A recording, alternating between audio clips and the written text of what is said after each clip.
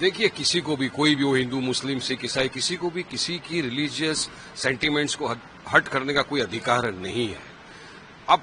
अब पाकिस्तान को जितनी भर के गालियां देना है आप दीजिए, भर भर के गालियां दीजिए, हमको कोई एतराज नहीं है।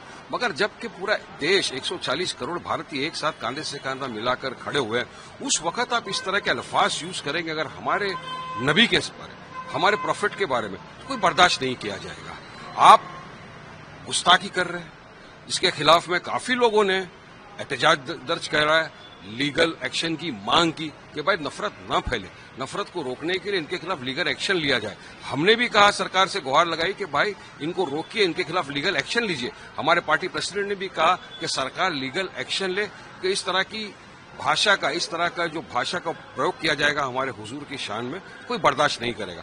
अब उनके खिलाफ लीगल एक्शन लिया गया है, लेकिन हमने पहले ही कहा था वायलेंस का हम हमेशा खंडन करते रहेंगे। वायलेंस नहीं होना चाहिए, किसी को भी कायदा कानून अपने हाथ में लेने का कोई अधिकार नहीं है, मगर लीगल एक्शन ऐसा होना चाहिए ताकि कोई दूसरा बोले नहीं। और नफरत फैलाने वाले को रोकना चाहिए ना, इस तरह की जो नफरतबाजी फैलाते उनको रोकना सरकार का, कानून का काम है। अब सरकार ने, कानून ने, अब कोलकाता की पुलिस आई, उनको गिरफ्तार किया, उनके खिलाफ काफी सारे एफआईआर थे कोलकाता के अंदर, दूसरी जगहों के ऊपर, उनको अभी गिरफ्तार किया। अब जो कानून प्रतिक्रिया करेगा, जो कोर्ट फैसला करेगा, सबको मंजूर होगा। पर यहां पर देखा यह जा रहा है कि हमने कानूनी मांग की अरेस्ट करने की, तो हमको धमकियां आ रही है, हमको सोशल मीडिया के जरिए से, फोन कॉल के जरिए धमकी दी जा रही है, अब्यूज किया जा रहा है। तो अपने इनकी भी लिस्ट तैयार की है, जो हमको धमकियां और इस तरह की गाली गलौज कर रहे हैं, इनकी भी लिस्ट तैयार की है हमने। इंशाल्लाह बहुत जल्दी मुंबई पुलिस को दी जाएगी और फौरी कार्रवाई करने की मांग की जाएगी, ताकि लीगल कार्रवाई की भी मांग करना क्या गुनाह हो गया है देश के अंदर?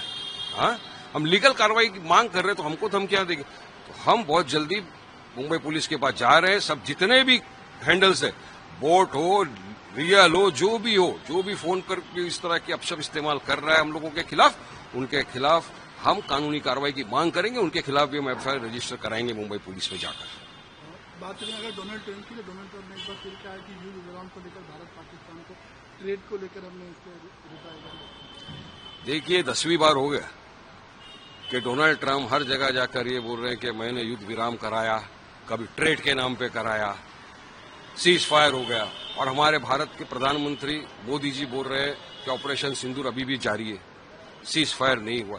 तो जो भी है, सरकार को स्पष्ट रूप से आकर देश के सामने बताना चाहिए। अब देखिए, हमारा जो ऑल पार्टी डेलीगेशन गया है भारत का, उसके अंदर हमारे party president barrister Salim Owaisi साहब भी, वो भी बहरीन गए, कुवैत गए, सऊदी अरब गए, अल्जीरिया गए, और हर जगह जाके पाकिस्तान को पूरी तरह से उन्होंने बेनकाब किया है। उन्होंने बताया विश्व के अंदर, दुनिया भर में जाकर के किस तरह पाकिस्तान आतंकवादियों को बढ़ावा देता है, और उसका खामियाजा भारत भुगत चुका है। हमने देखा पहलगाम के अंदर इतनी दरिंदगी की तरह ये आतंकवादी आए, बेगुनाह बेकसूर पर्यटकों को, टूरिस्टों को, किसी का नाम पूछकर, किसी का मजहब पूछकर उनके बीवी बच्चों के सामने मार दिया।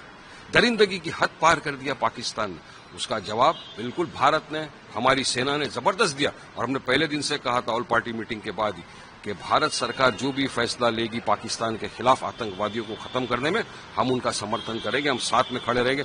हम आज भी हमारे जवानों के साथ कांधे से कांधा मिलाकर खड़े थे, खड़े रहेंगे, क्योंकि इतनी बहादुरी के साथ पहले ही दिन देखिए आप, पाकिस्तान के अंदर घुस के उनके गढ़ में 9 आतंकवादी कैंप्स को नेस्त नाबूद कर दिया, इतने सारे आतंकवादियों को ढेर कर दिया। ये बड़ी बात है। तो पाकिस्तान को उसकी औकात दिखा दी भारत ने, और कहा है कुछ भी करेगा तो और पाकिस्तान को सबक सिखाया जाएगा।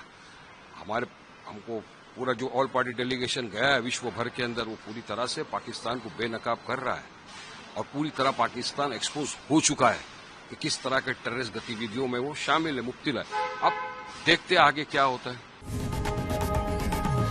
लोकशाही मराठी ऐका, पहा, जागरूक रहा।